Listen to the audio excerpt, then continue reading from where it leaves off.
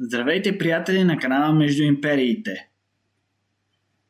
Тази седмица Германия обяви новата си военна доктрина.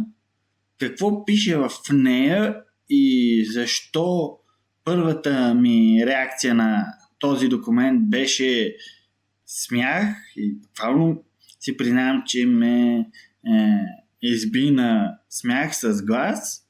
Ще видите в това видео. Темата обаче е изключително сериозна и може да доведе до доста големи опасности за целия континент.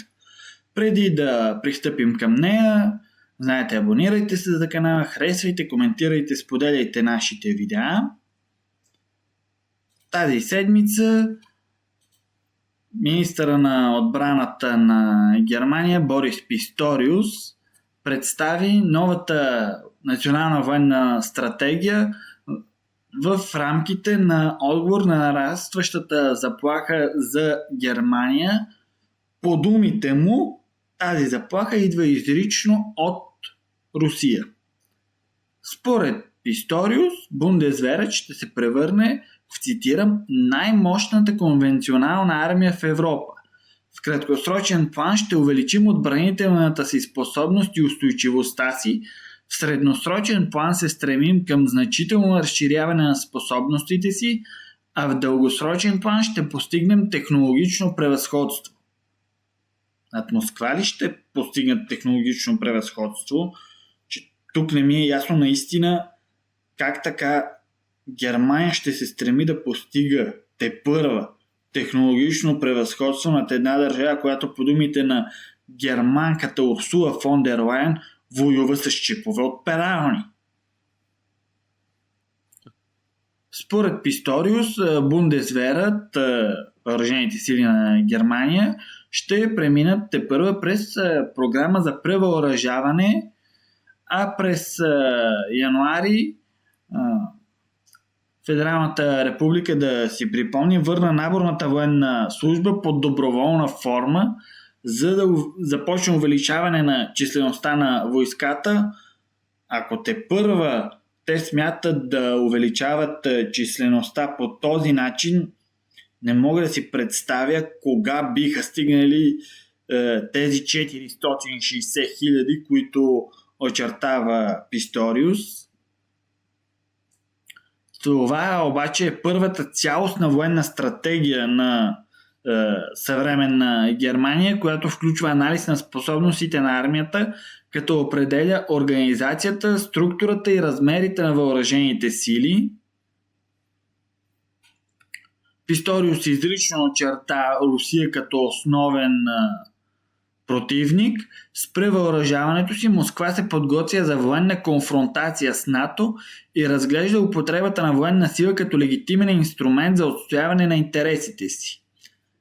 Ами, господин Писториус, всяка една държава, която се придържа към принципите на реалполитик, очевидно определящо международните отношения в последните 300 години, откакто съществува концепцията за национална държава, всяка една държава се стреми да увеличава своята военна сила. В стратегията още се подчертава важността на прецизните оръжия с голям обсег, системите за противовъздушна отбрана и развитието на технологии като изкуствения интелект, квантовите изчисления и роботиката. Още на следващия ден и Москва реагира. Говорителят на Кремъл Дмитрий Песков отбеляза, че германските власти не трябва да се насочват в посока, в която вече са поемали няколко пъти в историята. След малко ще се спра на тези думи. Песков допълни още, че когато европейците четат подобни редове и научават за подобни планове, вероятно много от тях ще ги побият тръпки, а не руснаците. Какво смятам аз за тази доктрина? Напълно съм съгласен с думите на Песков, че Германия тръгва в посока, в която вече няколко пъти е поемала в историята. Първата ми мисъл, когато прочетох тази новина за новата военна доктрина на Германия, беше: тези хора не четат ли учебници по история? Сещам се за поне 3. Първосигнално ми идват 3 примера за периоди, когато германски управници са правили заявления, че германската армия ще стане най-мощната в Европа и като численост, и като въоръжение. Първия път е през 7-годишната война, когато през 1760 година Прусия търпи истинска катастрофа след пораженията при Цойлендорф и Кунерсдорф и руснаците превземат Берлин. Тогава това, което спасява Прусия като независима държава и в последствие дава възможност на Фридрих II да се нарече Велики, е смъртта на руската императрица Елисавета Петровна и наследяването й от нейния племенник, внука на Петър Велики, Петър III, който смята за свой идол Фридрих II, прекратява военните действия срещу Прусия, сключва съюз с нея, което предизвиква голямо недоволство от страна на руското болярство и то подготвя преврат, яхнат от съпругата на Петър Фьодорович, Екатерина Алексеевна. Тя го сваля от трона и поема управлението на Руската империя под името Екатерина II. В последствие именно тя се превръща в велика, но след като поема властта, тя скъсва съюза с Прусия, но не възобновява военните действия и това всъщност е развитието на първия етап, но все пак на първия случай, в който германците претендират, че ще имат най-мощната армия в Европа, пак казвам, руснаците след това влизат в Берлин.